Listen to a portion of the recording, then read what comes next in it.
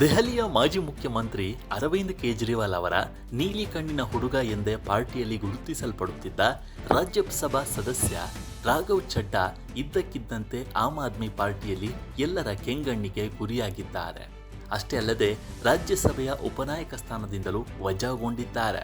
ಆಮ್ ಆದ್ಮಿ ಪಾರ್ಟಿಯ ಪಂಜಾಬ್ ಕೋಟಾದಿಂದ ರಾಜ್ಯಸಭೆಗೆ ಆಯ್ಕೆಯಾಗಿರುವ ರಾಘವ್ ಚಡ್ಡಾ ಸಂಸತ್ತಿನ ಅಧಿವೇಶನದಲ್ಲಿ ಸಕ್ರಿಯ ಆಗಿ ಪಾಲ್ಗೊಳ್ಳುತ್ತಿದ್ದರು. ಆದರೆ ಅವರನ್ನ ಏಕಾಏಕಿ ಉಪನಾಯಕನ ಸ್ಥಾನದಿಂದ ವಜಾ ಮಾಡಲು ಕಾರಣ ಏನಿರಬಹುದು ಅಂತ ವಿಷಯವನ್ನ ಕೆದಕುತ್ತಾ ಹೋದಾಗ ಅವರು ಬಿಜೆಪಿಗೆ ಹತ್ತಿರವಾಗ್ತಿದ್ದಾರೆ ಅನ್ನುವ ಸಂದೇಹ ಬಲವಾಗಿ ಹೊರಬೀಳ್ತಿದೆ.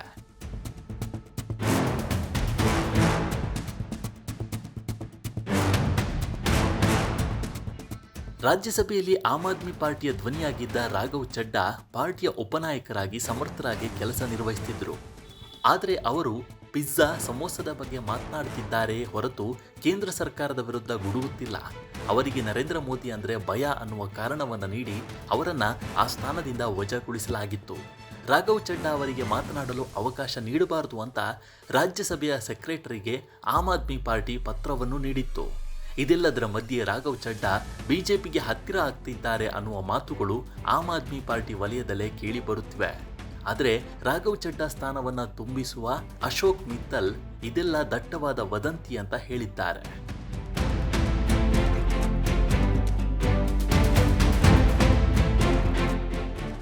ಇಡೀ ಆಮ್ ಆದ್ಮಿ ಪಾರ್ಟಿಯ ನಾಯಕರು ರಾಘವ್ ಚಡ್ಡಾ ವಿರುದ್ಧ ತಿರುಗಿ ಬಿದ್ದಿರುವಾಗ ಬಿಜೆಪಿ ಅವರ ಸಮರ್ಥನೆಗೆ ನಿಂತಿದೆ. ಈ ಹಿನ್ನೆಲೆಯಲ್ಲಿ ಚಡ್ಡಾಗೆ ಬಿಜೆಪಿಯ ವೇದಿಕೆ ಸಿದ್ಧವಾಗ್ತಿದೆಯಾ ಅನ್ನೋ ಸಂದೇಹ ಬರೋದು ಸಹಜ.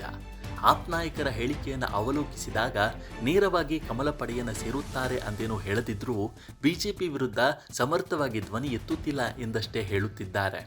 ಇನ್ನೂ ಒಂದು ಹೆಜ್ಜೆ ಮುಂದೆ ಹೋಗಿರುವ ಪಂಜಾಬ್ ಮುಖ್ಯಮಂತ್ರಿ ಭಗವಂತ್ ಸಿಂಗ್ ಮಾನ್ ಬಿಜೆಪಿ ಜೊತೆ ರಾಜಿ ಮಾಡಿಕೊಂಡಿದ್ದಾರೆ ಅನ್ನುವ ಆರೋಪವನ್ನು ಮಾಡಿದ್ದಾರೆ. ಆಪ್ ನಾಯಕರ ಆರೋಪವು ಇದೇ ದಾಟಿಯಲ್ಲಿ ಸಾಗುತ್ತಿದೆ. ಹೀಗಾಗಿ ರಾಘವ್ ಚಡ್ಡಾ ಬಿಜೆಪಿಗೆ ಸೇರಬಹುದು ಅನ್ನುವ ಸುದ್ದಿಗೆ ರೆಕ್ಕೆ ಪುಕ್ಕಗಳು ಹುಟ್ಟಿಕೊಂಡಿವೆ.